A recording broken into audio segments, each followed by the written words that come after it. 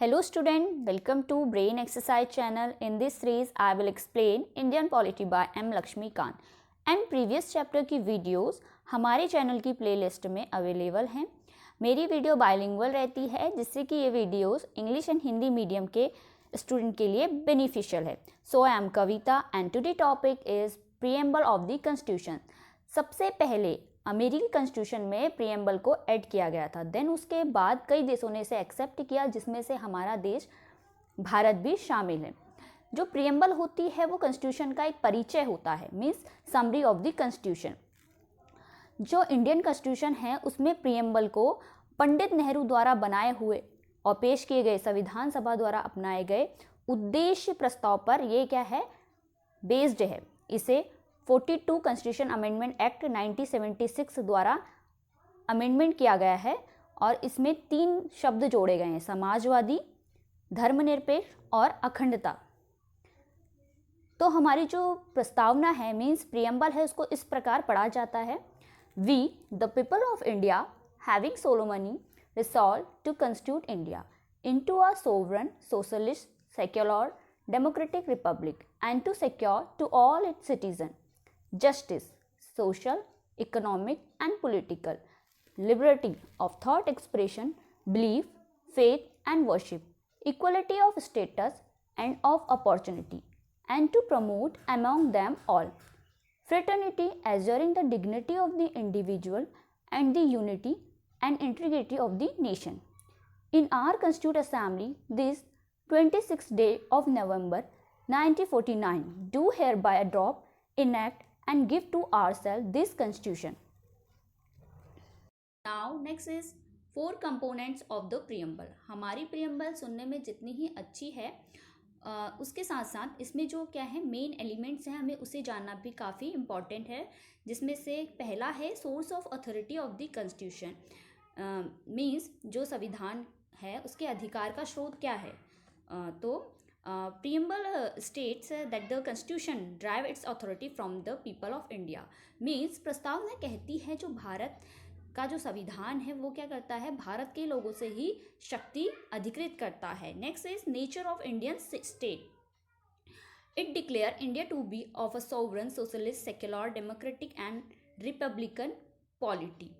Means Bharat की प्रकृति क्या है, तो कॉन्स्टिट्यूशन में की प्रीएम्बल में कहा गया है इसके अकॉर्डिंग ये घोषणा करता है कि भारत एक क्या है, सोवरन है, सोशलिस्ट है, सेक्युलर है, डेमोक्रेटिक एंड रिपब्लिक पॉलिटी वाला एक क्या है, देश है.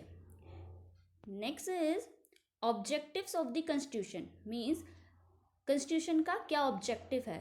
अकॉर्डिंग टू प्रीएम्बल इसमें क्या बोला गया है, it's specified justice, liberty, equality and fraternity as the objective. Means इसके अकॉर्डिंग न्याय, स्वतंत्रता, समता व बंधुत्व क्या है, संविधान के उद्देश्य हैं. Next date of adoption of the constitution. Means संविधान लागू होने की तिथि इसी में ही मेंशन की गई है हमारी प्रीएम्बल में. ये क्या है, नवंबर 26, 1949. मीन्स यह 26 नवंबर 1949 की तिथि का उल्लेख करती है. नेक्स्ट इज की words in the preamble. Means जो हमारे प्रीएम्बल में कई ऐसे वर्ड्स हैं जिनका मीनिंग जानना हमारे लिए काफ़ी इम्पॉर्टेंट है.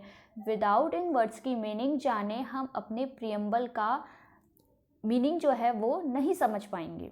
So first one is sovereign, जिसका हिंदी मीनिंग होता है संप्रभुता. इसका अर्थ है कि जो हमारी कंट्री इंडिया है ना तो किसी अन्य कंट्री पर ये डिपेंड है और ना ही किसी अन्य कंट्री का यह डोमिनियन है.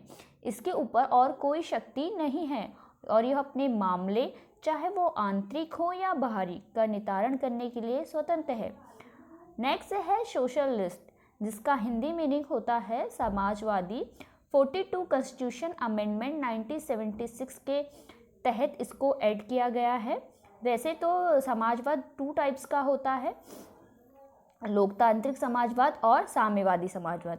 परंतु भारतीय समाजवाद लोकतांत्रिक समाजवाद है, ना कि साम्यवादी समाजवाद, जिसे राज्य आश्रित समाजवाद भी कहा जाता है. इसमें उत्पादन और वितरण के सभी साधनों का राष्ट्रीयकरण और निजी संपत्ति का उन्मूलन शामिल है. भारतीय समाजवाद मार्क्सवाद और गांधीवाद का मिला जुला रूप है, जिसमें गांधीवादी समाजवाद की ओर ज़्यादा झुकाव है। लिबरलाइजेशन, प्राइवेटाइजेशन एंड ग्लोबलाइजेशन की न्यू इकोनॉमिक पॉलिसी 1991 ने हालांकि भारत के समाजवादी प्रतिरूप को थोड़ा फ्लेक्सिबल बना दिया है। अगला है डेमोक्रेटिक मीन्स लोकतांत्रिक। हमारी प्रियम्बल में लोकतांत्रिक राज्य व्यवस्था की परिकल्पना की गई है। यह प्रचलित संप्रभुता के सिद्धांत पर आधारित है, अर्थात जो सर्वोच्च शक्ति है वो किसके पास है? जनता के पास है। अब लोकतंत्र भी दो प्रकार का होता है, डायरेक्ट एंड इनडायरेक्ट। जो प्रत्यक्ष लोकतंत्र है उसमें लोग अपनी शक्ति का इस्तेमाल प्रत्यक्ष रूप से करते हैं, जैसे स्विट्जरलैंड में। प्रत्यक्ष लोकतंत्र के 4 मुख्य औजार हैं, इनके नाम हैं जैसे referendum, initiative, recall and plebiscite. दूसरी ओर जो अप्रत्यक्ष लोकतंत्र है उसमें क्या होता है, लोगों द्वारा चुने गए प्रतिनिधि जो है वो सर्वोच्च शक्ति का इस्तेमाल करते हैं और सरकार चलाते हुए कानूनों का निर्माण करते हैं। इस प्रकार के लोकतंत्र को प्रतिनिधि लोकतंत्र भी कहा जाता है। इस प्रकार क्या है, जो सिस्टम होता है वो 2 तरीके का होता है, एक संसदीय और एक राष्ट्रपति के अधीन। जो भारतीय कॉन्स्टिट्यूशन है उसमें क्या किया गया है, प्रतिनिधि संसदीय लोकतंत्र की व्यवस्था को अपनाया गया है, मीन्स रिप्रेजेंटेटिव पार्लियामेंट्री डेमोक्रेसी, जिसमें क्या होता है, कार्यकारिणी अपनी सभी पॉलिसी और वर्क के लिए विधायिका के प्रति क्या होती है, जवाबदेह होती है। नेक्स्ट है सेक्युलर मीन्स धर्मनिरपेक्ष। इसे भी हमारे कॉन्स्टिट्यूशन की प्रियम्बल में 42 अमेंडमेंट के थ्रू इसे ऐड किया गया था। जैसा कि सुप्रीम कोर्ट ने भी 1974 में कहा था, यद्यपि धर्मनिरपेक्ष राज्य शब्द का स्पष्ट रूप से संविधान में उल्लेख नहीं किया गया था, तथापि इसमें कोई संदेह नहीं है कि संविधान के निर्माता इसे ऐसे ही राज्य की स्थापना करना चाहते थे। इसलिए संविधान में अनुच्छेद 25 से 28 में इसे ऐड किया गया है। इंडियन कॉन्स्टिट्यूशन में धर्मनिरपेक्षता की सभी अवधारणाएं विद्यमान हैं, अर्थात हमारे देश में सभी धर्म क्या है, समान है और उन्हें सरकार का क्या है, समान समर्थन प्राप्त है। Means all religions in our country have same status and support from state. Next है रिपब्लिक मीन्स गणतंत्र। हमारी जो लोकतांत्रिक राज्य व्यवस्था है उसको हम 2 पार्ट्स में डिवाइड कर सकते हैं, एक होती है राजशाही और एक होता है गणतंत्र। राजशाही का मीन्स होता है उस व्यवस्था को कहा जाता है जिसमें राज्य का प्रमुख मतलब राजा या रानी क्या होता है, उत्तराधिकारिता के माध्यम से पद पर बैठते हैं, जैसा कि ब्रिटेन में। वही रिपब्लिक में क्या होता है, राज्य प्रमुख क्या होता है, हमेशा प्रत्यक्ष या अप्रत्यक्ष रूप से एक निश्चित समय के लिए चुनकर आता है, जैसे अमेरिका में होता है। मीन्स क्या होता है, रिपब्लिक का head of the state is always elected from fixed term. इसलिए क्या है, इंडिया की जो कॉन्स्टिट्यूशन है उसकी प्रियम्बल में जो रिपब्लिक का अर्थ है वो यह है कि भारत का जो प्रमुख है मीन्स जो राष्ट्रपति है वो चुनाव के जरिए ही सत्ता में आता है। उसका चुनाव जो होता है 5 वर्ष के लिए अप्रत्यक्ष रूप से किया जाता है। Now next is justice means न्याय। हमारे प्रियम्बल में जस्टिस 3 प्रकार के हैं, social, economic and political. Means जो सोशल जस्टिस है उसका मीन है कि कोई भी इंडिविजुअल पर्सन के साथ क्या होगा, caste, colour, religion and gender के बेसिस पर बिना भेदभाव के उनके साथ क्या किया जाएगा, समान व्यवहार किया जाएगा। इसका मतलब है समाज में किसी वर्ग विशेष के लिए विशेषाधिकारों की अनुपस्थिति है और SC, ST एंड OBC तथा महिलाओं की स्थिति में सुधार। दूसरा है इकोनॉमिक जस्टिस मीन्स आर्थिक न्याय। का अर्थ हम लगा सकते हैं कि आर्थिक कारणों के आधार पर किसी भी व्यक्ति से भेदभाव नहीं किया जाएगा। इसमें संपदा, आय व संपत्ति की असमानता को दूर करना भी शामिल है।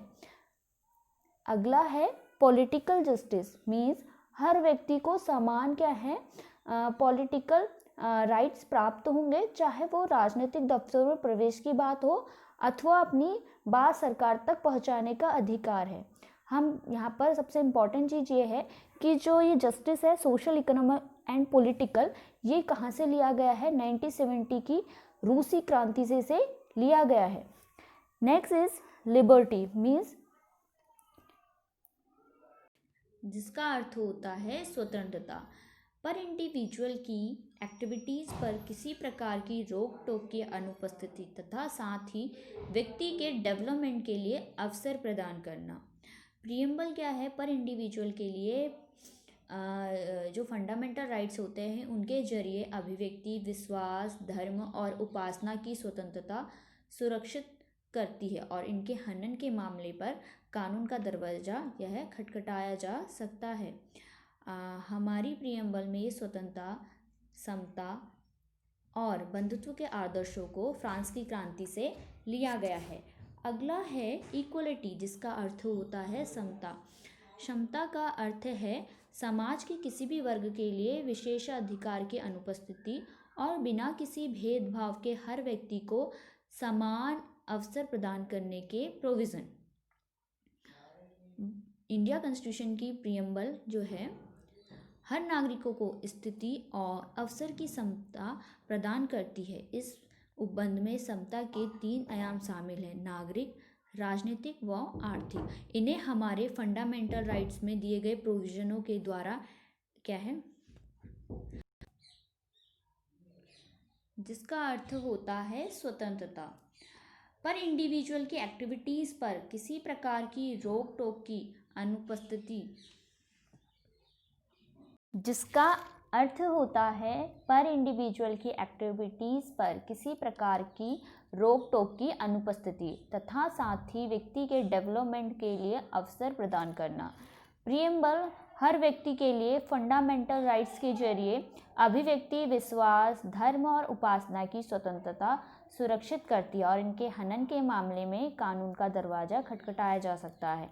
हमारी प्रियम्बल में स्वतंत्रता, समता और बंधुत्व के आदर्शों को फ्रांस की क्रांति से लिया गया है। अगला है equality means no discrimination on any ground, जिसका अर्थ होता है समाज के किसी भी वर्ग के लिए विशेष अधिकार की अनुपस्थिति और बिना किसी भेदभाव के हर व्यक्ति को समान अवसर प्रदान करने के प्रोविज़न।